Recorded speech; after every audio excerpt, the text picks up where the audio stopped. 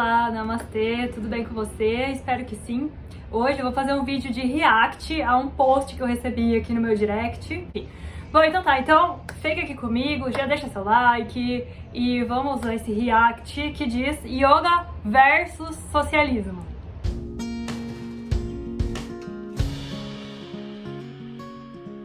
Então, gente, eu recebi esse post de uma amiga minha, que é minha xará, e aí ela viu esse post e achou ridículo, óbvio, aí ela pegou e me mandou, tipo, faz alguma coisa com isso. Aí eu pensei, eu vou fazer um outro post também, tipo, retrucando. Mas aí eu pensei, não, eu vou fazer um vídeo e vou fazer, tipo, porque eu acho importante vocês verem a minha cara de merda pra afirmações que uma não tem nada a ver com a outra no rolê, você vai lendo e você fala, nossa, o que isso tem a ver com aquilo? E aí também eu fiz uma pequena pesquisa, assim, simples, qualquer pessoa que entrar na internet pode achar, pra rebater o que é colocado aqui como um fato em si e que não há nenhuma discordância com relação a eles. Vamos ver. Então, o que esse post diz? Eu não vou falar de onde que é, tá? Porque eu não quero dar ibope, mas ele existe. Se você já viu ele, conta aqui pra mim. Yoga versus socialismo, né? Aí eu vou ler aqui pra vocês um pouco, aí conforme eu vou lendo eu vou falando, tá? Porque o yoga real, primeiro já cagou aí, né? Vocês que me seguem aqui já viram meus vídeos, já também viram aí o último vídeo que eu fiz com o Roberto Simões. Vai ver que esse negócio de yoga real é uma falácia, não existe. É tipo essa briguinha eterna entre o que é o yoga tradicional e o que não é. E isso daí só leva a gente pra um lugar improdutivo e totalmente uma perda de energia, inútil. Tá? Porque o yoga real não é compatível com o socialismo. Bom, se ele considera que o yoga real é autoritário, patriarcal, preconceituoso, que defende a sociedade de caste, então sim, ele não tem nada a ver com o socialismo, né? Se esse é o yoga que ele tá falando, então deve ser verdade mesmo. A resposta é muito simples. O yoga afirma a crença em Deus.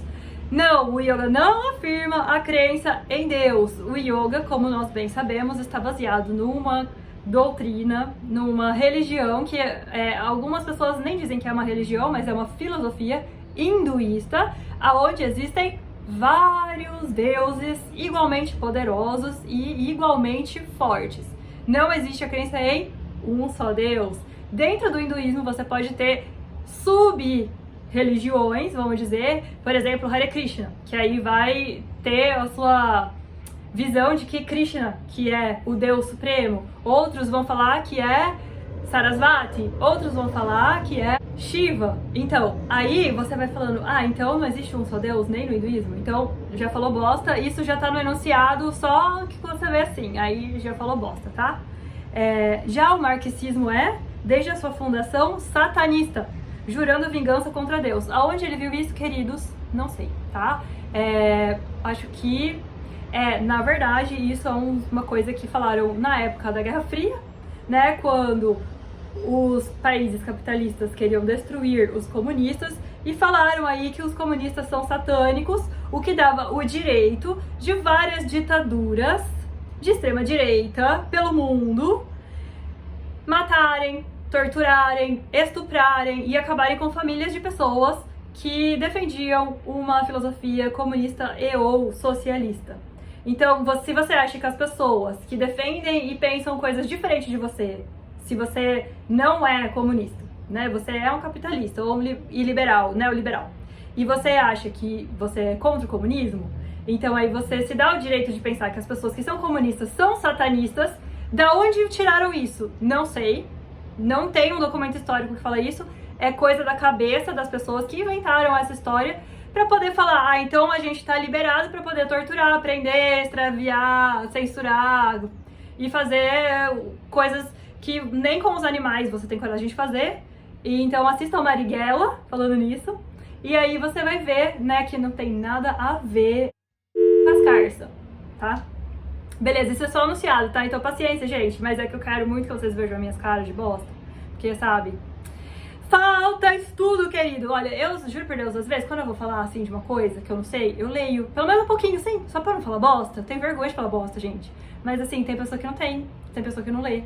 E, assim, pra falar alguma coisa do Marx, eu acho, do marxismo, eu acho que é importante ler um pouquinho do Marx. Mas se a pessoa lê, aí ela tem medo de se virar, né, de virar satanista, essas coisas, né? Aí ela não lê, aí ela fala qualquer coisa que ela pensa. Gente, posta isso no Instagram, fala sério. Ó, aí fala assim, ó, agora eu vou ler o post.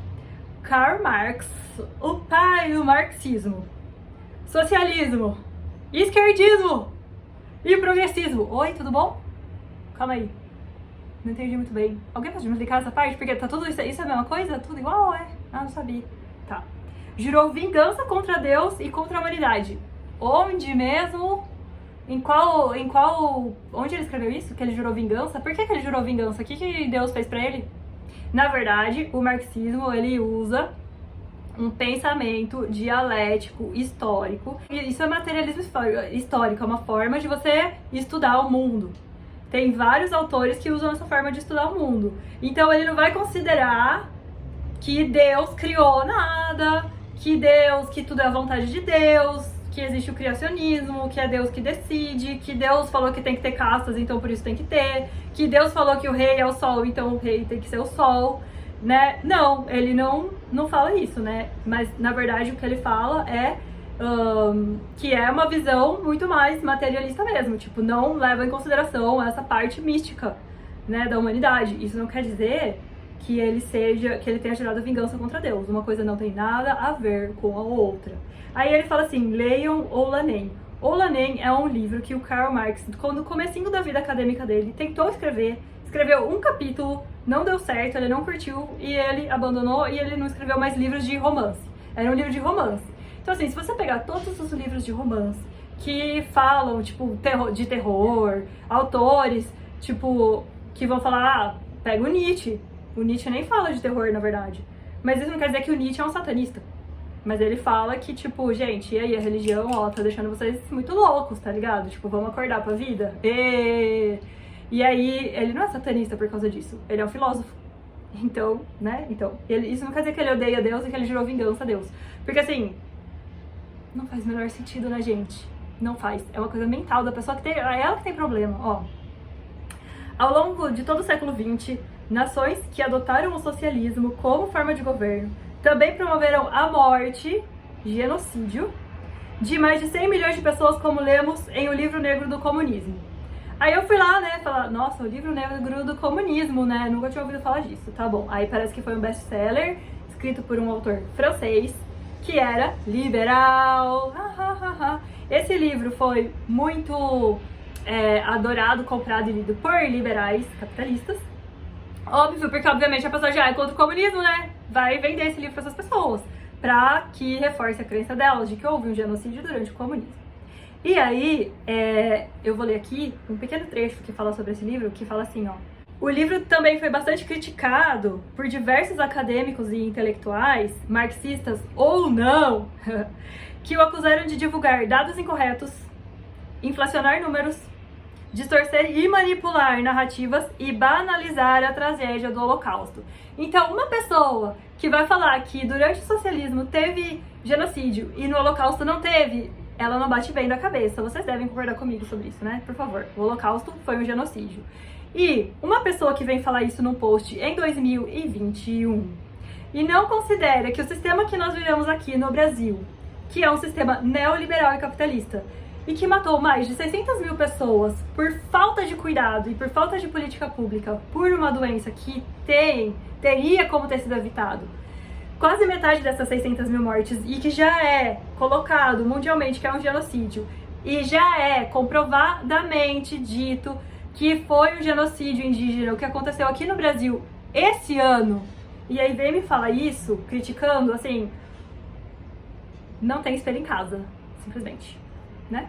Faltou, entendeu? Você vai falar? Fala dos dois lados então, né, amor? Mas esse negócio de que teve genocídio durante o socialismo é uma coisa que não é acordada por todos os historiadores, não é acordada por todos os intelectuais e pensadores, então vamos tomar cuidado para engolir qualquer coisa que a gente lê, né? Aí ele fala assim, o saudoso Papa João Paulo II, eu não sou saudosa dele, tá, gente? Essa pessoa é. Conhecedor do sofrimento da sua nação, ele conhecedor, porque assim, o João Paulo II, ele teve que trabalhar na Polônia e largar os estudos porque o nazismo tava chegando lá, tá? Ele foi, tipo, ele sofreu com o nazismo, João Paulo II. Mas aí eles falam assim que ele lutou para derrubar o comunismo. Ele teve algum papel ali para derrubar o comunismo, mas ele também sofreu por conta do nazismo, tá? E agora vamos colocar aqui um negocinho que João Paulo II, né? Eu vou ler um pedacinho da biografia dele, que ele contra a homossexualidade, contra o aborto, contra os métodos anticoncepcionais e a ordenação das mulheres. Então, assim, ele era claramente bem machista, né? João Paulo II. Então, assim, eu não sou saudosa dele, eu acho que nenhuma mulher deveria ser, tá? Então, assim, obrigada, João Paulo, você ficou lá um tempão, você foi da paz, talvez. Mas, assim, também não é meu ídolo, né? E, assim, ele pode ter ido contra o comunismo, mas é porque ele já era bem conservador, né? Também. Aí ele vem e fala assim: Paramahansa Yogananda, o pai do yoga no ocidente, afirmou que o comunismo, marxismo, bolchevismo, aí ele colocou aqui bolchevismo, esqueceu de falar do esquerdismo e tal, essas coisas que na verdade é uma coisa viagem, né? É o pior inimigo. Eu li o livro inteiro do Yogananda, tá, gente? Eu li e em nenhum momento eu lembro de ter falado isso nesse livro. Então eu não sei onde que ele escreveu, se alguém souber me manda, por favor. Aí ele vem falar agora do yoga, que tipo, eu acho que assim, tá meio mal escrito esse texto, porque falta conexão entre as frases, assim, você tem que meio adivinhar o que a pessoa tá pensando, né? O yoga é uma escola de sabedoria do hinduísmo, um darshana. Não é, tá? Porque existe o tantra, existe o yoga, é uma mistura, existe muita influência muçulmana, sikh, budista, então não, o yoga não é só hindu. Portanto, afirma o amor a Deus como único meio de libertação. Não, também não fala isso. Quem já leu Patanjali sabe que em nenhum momento ele fala sobre isso. O Yogananda fala sobre isso, mas não é todos os livros, porque você vai lá colocar o Yoga Pradipika, ele vai falar sobre outras coisas, eles vão falar sobre magia, tem vários textos de Tantra aí do Yoga que fala sobre encantamentos, que vai falar sobre vários rituais, que aqui esse cara, se ele lesse, ele ia falar que o Yoga é esquerdista, tá? Que ele é satânico. Tá, então eu não sei, ele só deve ter lido uma coisinha assim do yoga, aí ele acha que o yoga é tudo aquela coisinha que ele leu, sabe? Aí não é, gente, eu acho que falta um pouco de estudo. Tá, aí ele fala assim, né, então o yoga fala de Deus? Não fala, mas ele acha que fala. Mas já Karl Marx e seus sucessores ensinam o ódio às religiões, a divisão e a revolta. Oi, tudo bom? Não, ele não ensinou isso não, gente. Se você for ver, o que ele fala na verdade é o seguinte: ele vai falar sobre uma teoria econômica, tá, o Marx. Aí ele vai falar sobre o mais-valia, quer dizer, né, que é a extração do lucro em cima do trabalho das pessoas, né, na produção de mercadorias. Então ele vai fazer uma puta... É um livro puta difícil de entender. Se alguém aqui leu o Capital uma vez e entendeu tudo, parabéns, você é a única pessoa do mundo, tá? Então, assim, existem bilhões de pessoas estudando esse livro, tem aula pra tudo que é lado. E aí, pra explicar como que o Marx analisou todo esse rolê, tem um livro também que eu já li, que vai falar sobre o que faltou ele analisar, né, no Capital e tudo. Então, assim, ele não fala nada de ódio e tal. Na verdade, ele fala assim, que os trabalhadores têm que tomar os meios de produção, né? Então, assim, a classe trabalhadora, que é a maioria, que está trabalhando para gerar mais-valia, mais valor, lucro, dinheiro, conforto para uma pequena parte, que é o dono do meio de produção, ele fala que esses trabalhadores têm que tomar os meios de produção e ter uma gestão desses meios de produção coletiva, né? E que funcione para todos e que todos saiam ganhando igualmente, né? Então, é por isso que existe o fortalecimento dos sindicatos, da coletividade, né? E existiram durante alguns anos aí, no início do capitalismo, quando se começou a difundir essas ideias na Europa, no Reino Unido, em vários países, na França, na Inglaterra, na Itália, os trabalhadores eram super organizados e eles tinham sindicatos, eles tinham reuniões, eles colaboravam uns com os outros, né? Então, assim, era bem coletivo mesmo. Aí o neoliberalismo percebeu que essa história dos trabalhadores se organizarem estava fazendo com que os liberais, os capitalistas, os donos do capital, estivessem perdendo dinheiro, porque na época eles tinham que negociar salário com os sindicatos. se não tivesse de acordo com os sindicatos, eles faziam greve e simplesmente não tinha produção. Então, tinha que ter um acordo. Aí, o que eles fizeram? Desmontaram os sindicatos com força bruta mesmo, prisão, tortura, ditadura, fascismo, né? Como a gente viu que teve. O que destruiu essa sindicalização, essa união dos trabalhadores na Alemanha? O Hitler, né? O que destruiu na Itália? O Mussolini. O Franco na Espanha. Aqui no Brasil, a ditadura que durou mais anos do que em qualquer país do mundo. Então, gente, aí essas ditaduras, elas são neoliberais, tá? Então, aí elas acabaram com qualquer capacidade das pessoas se reunirem, das pessoas se juntarem, das pessoas poderem conversar. Era proibido mesmo que tivessem reuniões com 3 pessoas na rua, não podia. E aí isso era reprimido, as pessoas eram presas, não sei o que e tal. Então, quem é contra, né, aqui ele fala, quem é contra, quem é a favor da divisão e a revolta é o neoliberalismo e não o comunismo. Quem foi o primeiro revoltoso dos cosmos na visão cristã? Tipo, Lúcifer. Aí ele fala que, na verdade, então, da visão dele, eu acho que é o que eu entendo, né? Lúcifer, o demônio, ele era comunista. Oi, tudo bom? Quando a Bíblia foi escrita, não existia comunismo e não existia capitalismo. Então, eu acho que Lúcifer não poderia ser comunista, né? Tá. Aí ele fala que o Paramahansa Yogananda afirma que a queda de Lúcifer é uma história real, talvez, semelhante a muitas histórias narradas nos Puranas da Índia em relação a devas, seres divinos que se tornaram asuras ou seres demoníacos. Pode ser, porque daí eu tenho essa visão mitológica da vida, né, que com Deus caiu e tal, mas assim, sabia que Shiva, ele anda com vários asuras atrás dele, né, tipo, ele é um deus foda, mas ele anda com vários asuras e Shiva também curte se pintar com cinzas e viver no meio dos cadáveres, assim, e ele é muito loucão também. Então, assim, tipo, essa divisão no hinduísmo entre, tipo, o céu e o inferno, não existe tanto assim. Se você for pegar a mitológica mesmo e for ver, não é esse céu e inferno cristão. Então, é que o Yogananda, ele pegou essa visão cristã, por quê? Porque ele percebeu que, grudando nessa visão cristã, puritana, assim, né, que era da Inglaterra, que era o colonizador da Índia, ele viu que ele grudasse ali, então, uma das motivos, eu acho, que ele percebeu que ele ia conseguir trazer o yoga pra cá, pra nós, porque aqui é tudo católico. Então, se ele viesse com a história mesmo hindu, desses deuses que são meio bons, meio maus, assim, às vezes eles são bons, maus, não sei o quê,